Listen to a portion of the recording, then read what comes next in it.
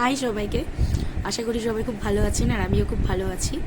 আমার নতুন একটা ভিডিওতে আপনাদেরকে স্বাগত। তো থাম্বনেল থেকে নিশ্চয়ই বুঝতেই পারছেন যে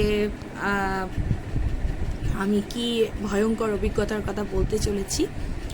হ্যাঁ, প্রতীক্ষা করাবো না, বলছি যে কি অভিজ্ঞতা আমি আপনাদের সামনে শেয়ার করতে চাইছি। নিজেই অভিজ্ঞতাটা মানে এখন মনে করলে না নিজেরই কেমন জানি ভয় লাগছে, এখনো ভয় লাগছে মনে হচ্ছে যে মনে হয় আবার মনে হয় জিজ্ঞেস করবে না তো এরকম। যাই হোক, তো চলো শুরু করি, অভিজ্ঞতাটা বলি, আপনাদের সাথে শেয়ার করি।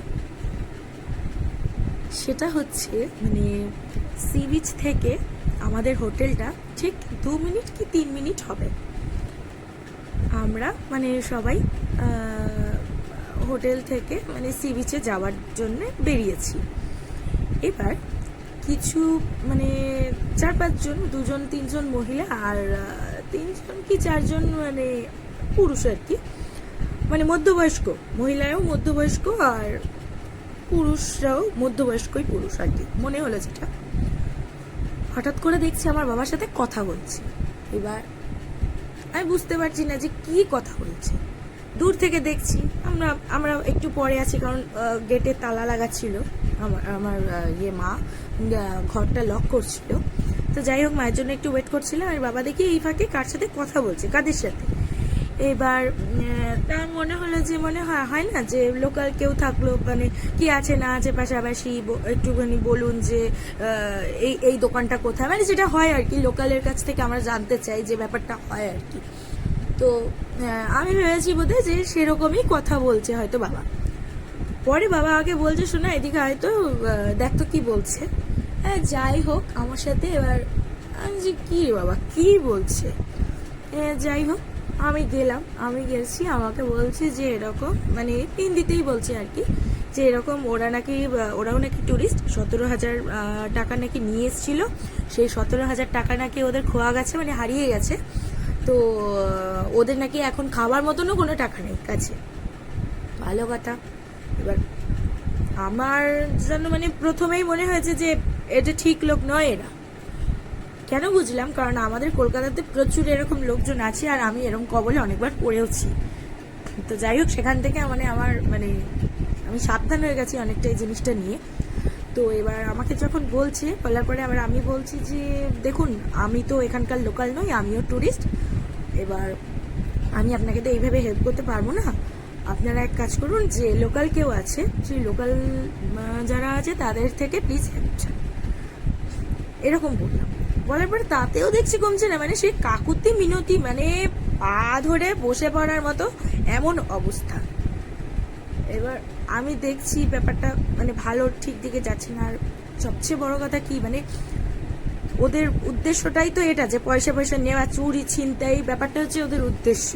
এবার সেইখানে আমার ভয়ও লাগছে যে ওদের কাছে কিছু ধারালো কোনো অস্ত্র থাকে, যদি ছিল কি না আদৌ তাও জানি না। আমি জাস্ট ওদেরকে না চটাই, জাস্ট বলেছি যে দেখুন দাদা, আমরা এরকম এসেছি ঘুরতে 2 দিনের জন্য, আমাদের কাছেও তো সীমিত কিছু আছে, আমাদেরকেও তো চলতে হবে, ভাড়া আছে হোটেলের, হ্যানা ত্যানা, খাওয়া দাওয়া সব কিছু আছে, এরকম বললাম যে দেখুন আমরা তো পারছি না, আমরা ক্ষমা প্রার্থী, আপনি প্লিজ অন্য কোথাও দেখুন। কারণ ওই মুহূর্তে চটানোটা ঠিক না, কারণ আমরা তো ওখানে কাউকে চিনি না, জানি না। যাই হোক, আমরাও নতুন ওখানে, জাস্ট টুরিস্ট। এবার সব তো ওখানে যে আমাদেরকে হেল্প করার জন্য বসে আছে এমন তো কেউ ভাবাটাও অন্যায় না। যাই হোক, নিজের স্টেপ নিজেকেই দিতে হবে। তো এরকম জাস্ট ওই জিনিসটাকে স্কিপ করে সবাইকে নিয়ে আমি ওখান থেকে চলে এলাম। হ্যাঁ, মন্দিরের উদ্দেশ্যে চলে এলাম। যাই হোক, আমার তখনই মনে হয়েছে জিনিসগুলো ঠিক ভালো ঠেকছে না জিনিসটা। ওরা ভালো কিছু লোকজন নয়। যেহেতু আমি এরকম আগেও কবলে পড়েছি, সেই ক্ষেত্রে আমার বুঝতে আর সমস্যা হয়নি। এবার মন্দিরে গেছি, বাবার কাছে যেহেতু ফোন ব্যাগ ফ্যাগ ছিল, সেই জন্য বাবা বাইরে দাঁড়িয়েছিল। এবার আমরা সবাই মিলে মন্দিরের ভিতরেই ছিলাম। বাইরে এসে শুনছি বাবার কাছে নাকি আরও ওরকম 3-4 জন সেম, যেরকম বললো প্রথমে বেরোনোর সময় যেরকম বলেছে, সেম মন্দিরে গিয়েও নাকি সেম ওই রকমই বলেছে।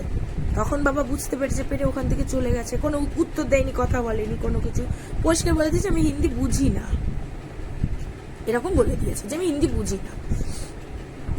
তারপর আমরা যখন বেরোচ্ছি বাবা এরকম আমাদেরকে বললো।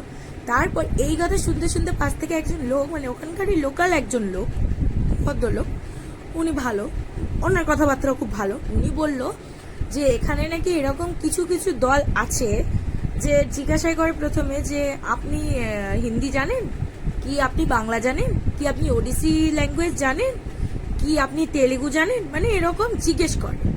এবার যে হয়তো বললো যে হ্যাঁ আমি এই ভাষা জানি, এ বললো হ্যাঁ আমি ওই ভাষা জানি, মানে তাদেরকে পটিয়ে পাটিয়ে টাকা নেবে তাদের থেকে। মানে সেই লোকটাই বললো, বলছে আমাদের লোকালের থেকেও এরা এগুলো করে, যে এরকম হারিয়ে গেছে, টাকার ব্যাগ হারিয়ে গেছে, ওরা খাওয়ার মতনও টাকা নেই, ওদেরকে টাকা দিন, সাহায্য করুন। বলছে এদের কাছে ধারালো অস্ত্রও থাকতে পারে। তাই আপনাদেরকে আমার এটা বলার উদ্দেশ্য, আপনারা তো ভাবতে পারেন যে এইটা নিয়ে আবার ভিডিও করার কি আছে, বকবক করার কি আছে। বকবক করার উদ্দেশ্য এইটাই যে আপনারাও যখন যাবেন বেড়াতে কোথাও, এরকম মানে একটু সতর্ক থাকবেন নিজেরা, আর হুট করে না চটে যাবেন না যে কে কি বলছে না বলছে। আপনাকে যদি কেউ মানে ওরা যদি এমনভাবে বলেও, ধরুন পায়েও পড়ে যায়, তবুও আপনার চটে যাবে না, মানে শান্ত মাথায় জিনিসটাকে হ্যান্ডেল করবেন, তাহলে দেখবেন নিজের ক্ষতি থেকে নিজেকে বাঁচাতে পারবেন। তো যাই হোক, এটাই বলার, যখন কোথাও যাবেন এইসব জিনিসগুলোকে টোটাল এড়িয়েই চলবেন, একদম কোনো কথাই শুনবেন না কারণ পাশ থেকে যে স্কিপ করে যাবেন জিনিসটাকে। আর বলে দিচ্ছি, মানে সি বিচের ধারে বা পুরীতে, গোটা পুরী মানে এলাকাতেই এই জিনিসগুলো চলছে, খুবই হচ্ছে এই জিনিসগুলো। আর এখন রিসেন্ট এই জিনিসগুলো 3 মাস ধরে নাকি ওখানে শুনলাম, শোনা কথা, 3 মাস ধরে এই ব্যবসাটা, এই বিজনেসটা ওখানে চলছে। তাই সবাইকে বলছি যারা ঘুরতে যাবেন তারা সতর্ক থাকবেন, ভালো থাকবেন, সুস্থ থাকবেন, আর চেষ্টা করবেন যাতে এই খারাপ জিনিসগুলোকে এড়িয়ে যাওয়া, স্কিপ করা, অ্যাভয়েড করা। খুব ভালো থাকবেন আর সুস্থ থাকবেন, এটা জানানোর জন্যই আমি আজকে আপনাদেরকে এই লং ভিডিওটা মানে শেয়ার করছি আপনাদের সাথে। তো এইটুকুই আজকে। আরও অনেক ভয়ঙ্কর ভয়ঙ্কর অভিজ্ঞতা হয়েছে, সেটা অন্য ভিডিওতে, অন্য সময়, অন্য একদিন বলবো। ততক্ষণ অবধি ভালো থাকুন, সুস্থ থাকুন, আর প্লিজ আমার চ্যানেলটাকে সাবস্ক্রাইব করে দিন, পাশে থাকুন, যাতে করে আমি এগিয়ে যেতে পারি ভবিষ্যতে। নমস্কার সবাই।